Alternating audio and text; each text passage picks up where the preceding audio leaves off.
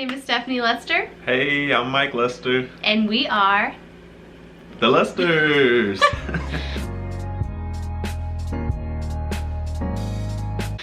It's been a while since we filmed a video, but we just wanted to talk today about our pregnancy journey. I know we were very vocal and open about our miscarriages and all the hardships we've had to go with, and that's our little miracle baby in the background staring at us as we film this video.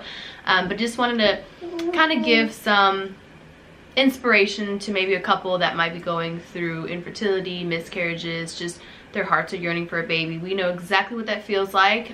We're no experts by any means, but just kind of tips and things that we've learned along the way and just kind of sharing our journey with you all. We decided to start trying in 2015. I was on birth control for about 2 years of our marriage, and I went to the doctor because I was like, I want to get off birth control, I want to start having a baby. And so he said, okay, get off birth control and, you know, start trying. And so I was like, oh, we don't have to wait a little bit? He's like, no, just go for it. Gave us the green light. So we started trying, and to our surprise, we got pregnant really fast. I thought it was going to take, you said what? I said real quick. I thought it was going to take a while, but it was kind of quick for us. So we got pregnant right away, and so we were excited. And, you know, ladies, I know you can, you know, agree with me when I'm about to say this, is that the minute you find out you have a life growing inside of you, you instantly fall in love. Things start changing. You start visioning your life now with the baby and how things are going to be, and you just fall in love. And so it was just instant love that I fell in love with our little bundle of joy. We had a sonogram, and I remember going in there, you know, we had our little video. We were gonna document the whole journey, and I remember taking my video in there. God bless you, mommy. I remember taking my video in there, video camera in there, and you know, he's doing the sonogram, and all of a sudden he gets real quiet and kind of just stares at us. And at that point, deep down inside, I kind of knew that there's something going on. It's never a good thing when the doctor gets quiet while they're doing a sonogram. So he says, based on how far along I should be, he doesn't see much progress, and so he said he wanted to do blood work to see if my levels were rising. I remember the doctor was taking a while to call me, so I called the doctor, and of course it was kind of fuzzy and blurry, but I just remember him saying, I'm so sorry, Steph, I'm 99% sure you're having a miscarriage. And I think I just lost it. I think I like handed him the phone and just started crying, and just that was the beginning of a really hard journey for us. We decided to try again. The doctor told us, you know, try again in 2 months, and so that's what we did. We tried again, and I did not think it was gonna happen again, that we were gonna miscarry again. And lo and behold, we miscarried again. This next one, I had no idea I was pregnant. I was actually miscarriaging without realizing it. It felt like a really intense menstrual cycle, and I just remember just being in pain. And then like a couple days after that, like it just stopped. The bleeding just stopped, and then I was like cramping and spotting, and that's just not like me. So I remember going to the doctor and then confirming that it was indeed another miscarriage. That one was harder because they thought it was an ectopic pregnancy, and so we had a lot of complications with that. You don't know why certain things happen. God has a beautiful, perfect plan, and had I not gone through this, I wouldn't have learned all these things that I've learned throughout that journey. And that is just to put your faith in God. Like, he will show you, he will allow certain things to happen, and you'll grow from it. And I know that certain things that you go through aren't necessarily for you, it's for other people, to help them. So I've connected with several women that have gone through this that I wouldn't have connected with otherwise had I not gone through this. We wouldn't even have our beautiful Aria here making all this noise. She's just perfect in every way possible, and I just thank God for her. We decided to go to a fertility specialist to see kind of what's going on, and of course the fertility specialist did a lot of blood work with me and with him, and I was kind of nervous because I was like, oh, I don't know what's gonna happen in the future, but test results came back, everything was fine. It's really hard filming a video with the baby, by the way. Test results came back, everything was normal, we were fine, and part of me had a sigh of relief, and the other part of me wanted to know what is going on.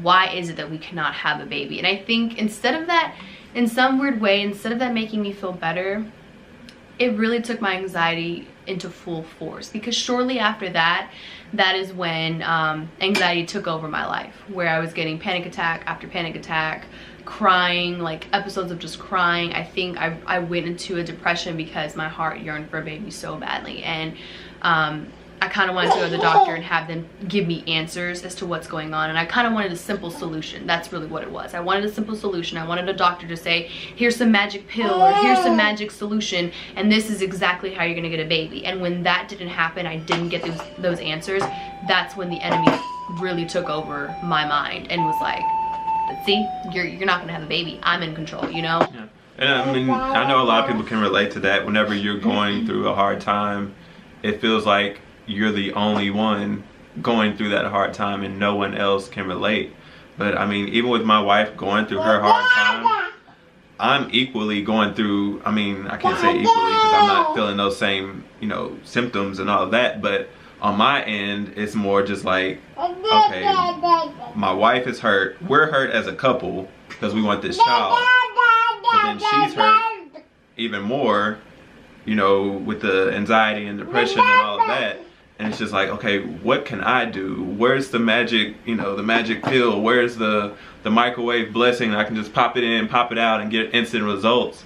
And it doesn't exist. Mm-hmm. There isn't that. Mm-hmm. I mean, it takes time. It takes a lot of work. It takes, I mean, first and foremost, once again, it takes spending time with God. Looking back now, I tell my husband all the time, I was like, I wish I would have just during that moment of waiting for a baby, just focused on him more, just on our, you know, on our marriage. Not to say that, you know, we're not, you know, doing good or anything, or that I still can't do that, but just to really focus on him. Like, I needed to act like my blessing was coming. I needed to be sure that I know that my blessing is coming. But right now, focus on what God is trying to teach you, and that is just to be stronger, and, you know, us to be stronger together and deal with our marriage first. Yeah, and another important thing, I know I mentioned, you know, the counseling and medication, all that. Have you a strong support system? We have such a strong support system around us, you know, whether that be, you know, our family, whether that be just even our friends. And I can remember, even with us moving into this house, what was supposed to be the nursery was the junk room. Mm-hmm. It was filled with, you know, all the stuff that we didn't need, furniture we didn't know where we wanted to put it, and just extra stuff and just junk that we didn't need. We weren't acting like it was our blessing. Yeah, and I remember Stephanie's grandmother getting on to her, just saying, hey, if you want your blessing, you got to act like it's on the way. And I can remember us, you know, clearing out that room, preparing for that blessing, and just, you know, making that happen, allowing that blessing to manifest. But I mean, that's, you know, that's walking in faith. To start a prayer journal. I remember a friend of mine told me about when she was waiting for her baby, she started a prayer journal specifically for her baby. And so it may not be a baby for you. It may be a husband, or it may be a house, or it may be financial reasons. It may be I can't say that word. Reconciliation with someone. Whatever it is for you, start a prayer journal and just speak to that situation and know that it's going to manifest. Plant that seed. I had to plant that seed. I was planting the wrong seeds. I was planting doubt, fear, worry, anxiety, depression all into me. And once I started that prayer journal and let it all on the table and just said, you know what, God, I truly give this up to you. Guys, I know it sounds cliche, but once you let it go, it's gonna happen. Because for us, that's exactly how it happened. We conceived naturally. We did not use drugs. We did not use fertility specialists, which, not to say that that's not a form. Each person, their story is different. If that's your story and that's how you had a baby, then great for you. Everyone is different. Every story is different. This is just our story. We decided to just put our trust into the Lord, stop worrying about it. And I said, you know what? I had to be okay with, and I think God placed this in my heart. Are you okay? Are you gonna be okay if I never give you a baby? That was a tough one. That was a hard pill to swallow, because at first, no, I was not okay. I was like, no, God, I'm not okay if I never get a baby. Then after going through all that anxiety and depression, I man, once you go down that dark path and you just want peace again, once I got peace, I was like, you know what, God, I just have peace in knowing that you are God, you are Lord, you've blessed me enough. I have a husband, I'm so happy. And if that's all you bless me with, then okay. Then okay, I won't have a baby, that's fine. Whatever you desire for my life. And I'm telling you, literally a couple months later, you know, he asked me, so when are we gonna start trying again? And I'm not gonna lie, I was fearful at first, and then I said, you know what, I gotta let it go. Because I was fearful of having a miscarriage, but I said, if that's what God wants me to do, and if that's what's gonna take to either get to the end result of having a baby or figuring out what's going on, then so be it. So we ended up trying again. This time I had to let it go and let God, and now we have our beautiful miracle baby. And it's just about like 2 years exactly, well, I can't say exactly, 2 years from the first miscarriage. 2 years later, exactly, then comes Aria. August of 2015, I was going to the hospital to get my pregnancy taken out of me. In August 2017, exactly 2 years later, beautiful Aria graced us with her presence. So we hope you guys enjoyed our video. We hope you get encouraged, and just know that the Lord is going to answer your prayers. If that's a desire in your hearts, take them to Him. He cares for you, He loves you, and He does tell us to cast all of our anxieties and fears onto Him, and He will bless us. Amen. All right. Bye. Bye.